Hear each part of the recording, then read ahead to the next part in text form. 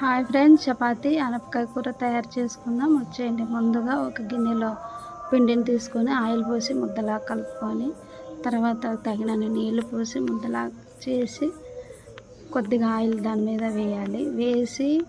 వేసిన తర్వాత నేను చూపించిన విధంగా చపాతీ తిక్కుకోండి, బాగా వస్తుంది. తర్వాత పెనం పెట్టి తర్వాత బాగా రెండు వైపులా కాల్చుకోవాలి. కాల్చిన తర్వాత కూర కోసం కడాయి పెట్టి అందులో తగినంత ఆయిల్ పోసి ఆవాలు, జీలకర్ర, కరివేపాకు, తర్వాత ఉల్లిగడ్డలు వేసి బాగా తిప్పాలి. తిప్పిన తర్వాత అనపకాయ గింజలు, తగినంత పసుపు, టమాటాలు, వాటర్ వేసి బాగా ఉడికించాలి 10 నిమిషాలు. తగినంత కారం, మళ్ళీ కొద్దిగా నీళ్ళు పోసుకొని కొబ్బరి పొడి, కొద్దిగా కొత్తిమీర వేసి దింపేయడం అంతే. ఎంతో టేస్టీగా ఉండే చపాతీ